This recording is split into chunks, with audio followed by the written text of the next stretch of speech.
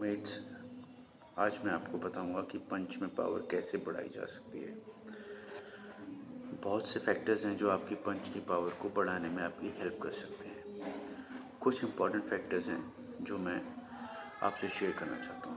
पहला क्या है, आपको बॉडी वेट का रोटेशन से आप अपने पंच में पावर लगा सकते हैं। कैसे? अगर मैं सिर्फ पंच मारूं, इसमें मेरा बॉडी वेट रोटेट नहीं होगा, ठीक है। अगर मैं बॉडी वेट रोटेशन के साथ पंच मारूंगा तो मेरा पंच ज़्यादा पावरफुल लगेगा, ठीक है। दिस हिप रोटेशन और टॉर्सो रोटेशन, दिस ये ठीक है। दिस दिस ठीक है। दिस दिस दिस दिस तो पावर ज़्यादा लगेगी। Second, ground reaction force, gravity से फोर्स कैसे देनी है। मुझे ग्राउंड को पुश करना है पंच मारते हुए, ठीक है। ये और कोशिश करनी है जब मैं स्टेप्स लूँ तो बहुत लंबे स्टेप्स ना हो, मेरे स्टेप्स छोटे हों, मतलब मेरा बैलेंस जो है वो प्रॉपर रहे। मैं ज़्यादा लंबे स्टेप्स लूँगा तो मेरा बैलेंस बिगड़ेगा, पोस्चर बिगड़ेगा और मेरा पंच जो है वो पावरफुल नहीं लगेगा। इसलिए फुटवर्क जो है हमेशा बैलेंस्ड होना चाहिए। फुटवर्क कभी भी तेज नहीं, लॉन्ग डिस्टेंस नहीं। फुटवर्क हमेशा small steps, this back forward, side. Okay, if you do long steps, you will lose your balance. Even you do backwards footwork, you will lose your balance. So keep your balance straight, body straight, and keep your body balanced so you can transfer the power to the punches. On guard, one. Don't take long step, just take small step. Two, then come back. One, two, and take the power from ground. Gravity will give you the power if you use the gravity force. Okay, then third, your grip, forearm grip, your punch. जितना grip power होगा उतना आपका पंच strong है। पंच tight होना चाहिए, आपकी body relaxed होनी चाहिए, लूज, शोल्डर्स टाइट नहीं। पंच में पावर लगने के लिए अगर आपके पंच टाइट है, रिस्ट आपकी टाइट है, पंच आपका टाइट है और आपकी बॉडी भी टाइट है, शोल्डर्स भी टाइट है, तो आप पंच स्पीड से नहीं मार पाओगे, पावरफुल पंच नहीं। तो पंच की पावर बढ़ाने के लिए बहुत सी एक्सरसाइज है जिससे आपकी पंच की पावर इम्प्रूव होगी, ठीक है।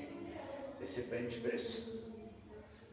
Press, ball throw, medicine ball throw.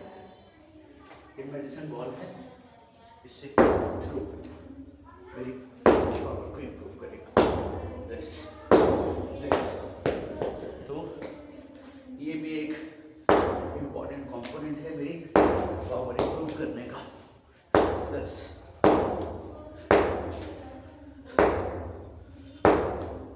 ठीक है, और इससे मैं और थ्रो भी कर सकता हूँ, ठीक है। ग्राउंड में थ्रो कर सकता हूँ, फॉरवर्ड थ्रो कर सकता हूँ, ठीक है। यही चीज़ मैं डंबल्स के साथ करूँ, डंबल्स के साथ शटल बॉक्सिंग करूँ। इससे मेरी शोल्डर स्ट्रेंथ इंप्रूव होगी, शोल्डर जॉइंट की स्टेबिलिटी इंप्रूव होगी और मेरी पंच की स्पीड इंप्रूव होगी, पंच की पावर इंप्रूव होगी, मेरा स्टेमिना इंप्रूव होगा। सो बहुत फैक्टर्स हैं जो आपकी बॉक्सिंग की पंचिंग की पावर को इम्प्रूव कर सकते हैं। बॉडी वेट भी बहुत एक्सरसाइजेज हैं, पुशअप्स है, ठीक है। Isometric wall pushup, isometric hold करना जिससे आपकी स्ट्रेंथ बढ़ेगी। मैं बताता हूँ कैसे आइसोमेट्रिक होल्ड करना है आपको।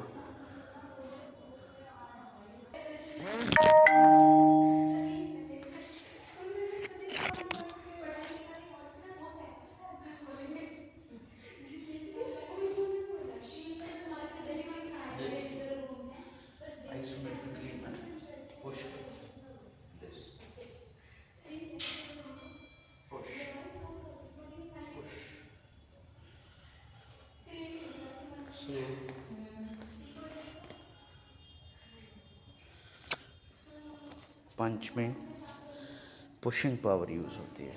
जब हम पंच मारते हैं हम पुश करते हैं। सो पुशिंग एक्सरसाइज जो होंगी, देखिए dumbbell press, bench press and ball throw, isometric hold, ये सारी मुझे मेरे पंच की पावर इम्प्रूव करने में हेल्प करेंगी ये सारी एक्सरसाइज। और कोर की स्ट्रेंथनिंग, मेरा एब्डोमेन जितना स्ट्रांग होगा, जितना मैं कोर की एक्सरसाइज करूँगा, ऑब्लिक्स की एक्सरसाइज करूँगा, उससे मेरी रोटेशन इम्प्रूव होगी, रोटेशन पावर इम्प्रूव होगी और मेरा पंच जो है प्रॉपर रोटेशन के साथ लगेगा, तो पंच पूरा पावरफुल लगेगा।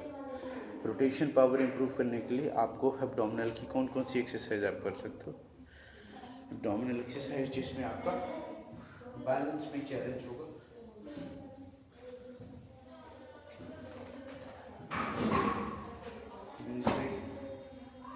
घुटनों पे खड़े हो जाओ, दिस रॉड रख लो, एक पैर लंज पोजीशन में एंड स्टार्ट। अपनी लोअर बॉडी को बिल्कुल स्टेबल रखना है।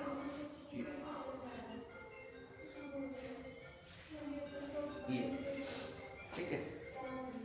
देन अदर लेग, कोशिश करनी है आपकी लोअर बॉडी बिल्कुल भी मूव ना हो। Then both knees touched on the ground, this। इसमें सबसे ज़्यादा आपका ऑब्लिक वर्क करेगा, ये हिप रोटेशन भी बहुत होगा।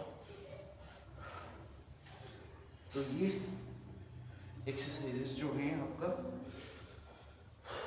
ऑब्लिक्स की जो है यूसेज को बढ़ाती हैं, और आपकी ऑब्लिक अगर स्ट्रेंथन होंगे तो आप कोर का एफर्ट ज़्यादा लगा पाओगे, आपकी रोटेशन पावर अच्छी होगी। और भी एक्सरसाइजेस हैं, जैसे आप सिटअप बेंच पे कर सकते हो, ठीक है। ये सिटअप बेंच है,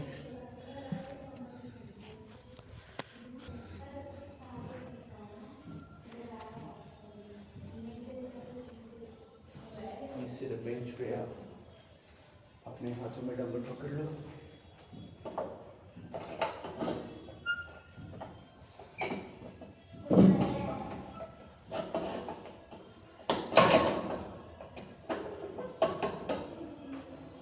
ऐसे पैर ऐसे फंसा लो, ठीक है। एंड डंबल को